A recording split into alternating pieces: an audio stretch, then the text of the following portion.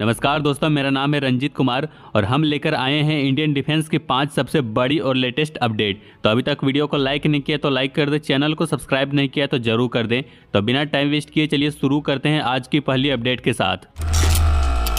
India ने अपनी defence export में एक इंपॉर्टेंट माइलस्टोन अचीव किया है। आर्मेनिया को पिनाका MBRL का पहला बैच भेजा गया है। ये डिलीवरी एक कॉन्ट्रैक्ट के तहत हुई है जो 2022 में इंडिया और आर्मेनिया के बीच साइन हुआ था। इस कॉन्ट्रैक्ट के तहत आर्मेनिया अपनी डिफेंस कैपेबिलिटी को अपग्रेड कर रही है। पिनाका MBRL एक एडवांस रॉकेट आर्टिलरी सिस्टम है जो इंडिया के डिफेंस कैपेबिलिटी का एक शानदार एग्जाम्पल है। डीआरडीओ के द्वारा डिजाइन और BEML और प्राइवेट फर्म के कोलैबोरेशन में बनाया गया है। यह सिस्टम बैटलफील्ड में काफी इफेक्टिव है।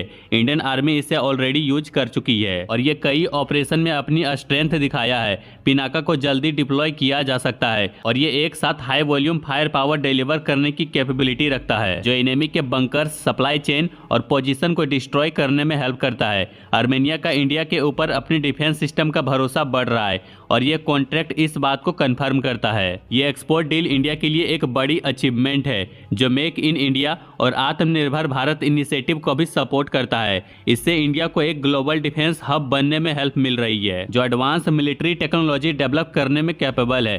पहले भी आर्मेनिया ने इंडियन मेड आकाश मिसाइल सिस्टम को अक्वायर किया है जो दिखाता है कि आर्मेनिया इंडिया के डिफेंस टेक्नोलॉजी पे अपना ट्रस्ट बढ़ा रहा है। ये एक्सपोर्ट डील इंडिया के डिफेंस मैन्युफैक्चरिंग सेक्टर के लिए एक पॉजिटिव साइन है।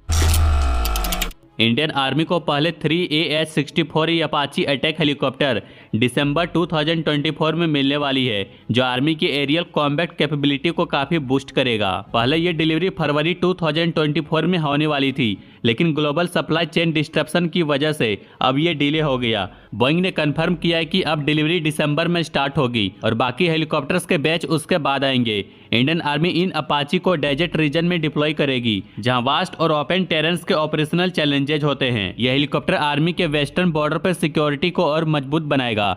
अपाची हेलीकॉप्टर का role close air support provide करना, प्रिसीजन स्ट्राइक करना और रिकॉनेसेंस मिशन को एग्जीक्यूट करना होगा जो मॉडर्न वॉरफेयर में क्रिटिकल है। पहले से ही इंडियन एयरफोर्स के पास 22 AH-64 अपाची हेलीकॉप्टर है जो 2019 से 2020 में इंडक्ट किए गए थे। आर्मी के लिए 6 अपाची का कॉन्ट्रैक्ट 2020 में साइन किया गया था जो आर्मी एविएशन के लिए पहला डायरेक्ट एक्वाजिशन है।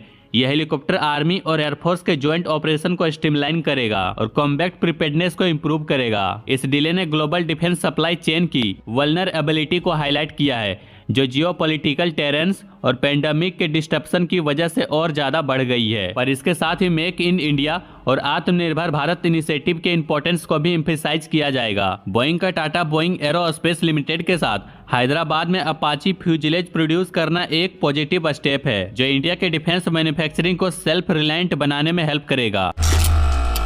इजराइल एरोस्पेस इंडस्ट्री ने एक नई मिसाइल लॉन्च की है जिसका नाम टीजर है। यह मिसाइल अपने यूनिक गाइडेंस टेक्नोलॉजी की वजह से एक रिवोल्यूशनरी ब्रेक थ्रू माना जा रहा है। बाकी मिसाइल के कंपैरिजन में टीजर का डिजाइन अलग है क्योंकि इसमें बिल्ड इन होमिंग सेंसर के बजाय एक एक्सटर्नल ऑप्टिकल साइट का यूज होता है। यह मिसाइल लाइट वेट और टैक्टिकल ऑपरेशन के लिए परफेक्ट है। IAI अब इस मिसाइल की प्रोडक्शन के लिए ग्लोबल पार्टनरशिप ढूंढ रहा है और इंडिया को एक इंपॉर्टेंट प्रोडक्शन बेस के रूप में देखा जा रहा है।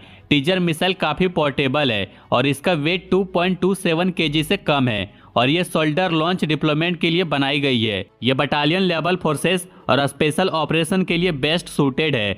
Missile automatic command to line of sight guidance system का यूज करती है जिसमें ऑपरेटर एक एक्सटर्नल डिवाइस टीजर साइट से मिसाइल को कंट्रोल करता है। इस गाइडेंस सिस्टम पर एक मेजर एडवांटेज ये है कि ये GNSS पर डिपेंड नहीं करती, इसलिए ये GNSS जैमिंग और स्पूफिंग के अगेंस्ट रेसिस्टेंट है जो इलेक्ट्रॉनिक वॉरफेयर में काफी यूजफुल होता है। इसकी रेंज 2.5 किलोमीटर तक है और फ्लाइट स्पीड 200 मीटर पर सेकेंड है। IAI ने टीजर मिसाइल का पहला डेवलपमेंट फेज कंप्लीट कर लिया है और अब मैन्युफैक्चरिंग एक्सपेंड करने के लिए इंटरनेशनल पार्टनर ढूंढ रहा है। इंडिया जो एक बड़ा आर्म्स इंपोर्टर है और इस प्रोजेक्ट के लिए एक की लोकेशन हो सकता है।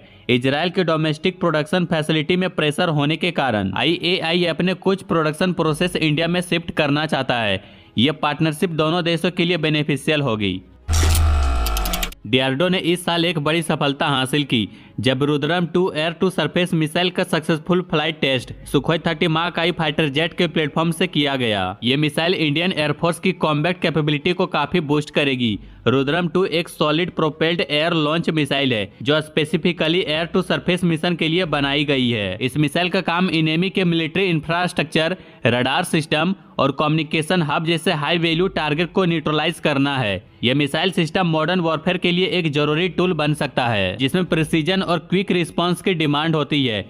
डीआरडीओ का प्लान है कि 2026 तक रुद्रम 2 का डेवलपमेंट पूरा कर लिया जाए और प्रोडक्शन क्लियरेंस मिल जाए। इसका मतलब है कि अब इस मिसाइल के अलग अलग ऑपरेशनल कंडीशन में और टेस्टिंग की जाएगी ताकि इसका एक्यूरेसी और रिलायबिलिटी और इम्प्रूव हो सके। साथ ही इंडियन एयरफोर्स के साथ कोलैबोरेशन किया जाएगा जिससे रुद्रम 2 फ्रंटलाइन एयरक्राफ्ट के साथ सिमलेसली इंटीग्रेट हो सके। जब यह मिसाइल ऑफिशियली इंडक्ट हो जाएगी तो ये इंडियन एयरफोर्स की प्रिसीजन स्ट्राइक कैपेबिलिटी को बहुत ही ज्यादा एनहेंस करेगी और डीप एनिमी टेरिटरी में हाई वैल्यू टारगेट को डिस्ट्रॉय करना पॉसिबल बनाएगा, वो भी बिना लॉन्च प्लेटफॉर्म को डेंजर में डाले। ये मिसाइल मॉडर्न वॉरफेयर के लिए एक बड़ी गेम चेंजर साबित हो सकती है और इसकी डेवलपमेंट इंडिया के स्वदेशी डिफेंस टेक्नोलॉजी के प्रोग्रेस को भी रिफ्लेक्ट करती है। रुद्रम 2 का सफल टेस्ट भारत के मिलिट्री सेल्फ रिलायंस की तरफ एक और कदम है जो हमें ग्लोबल डिफेंस कैपेबिलिटी के लेवल पर ले जाता है।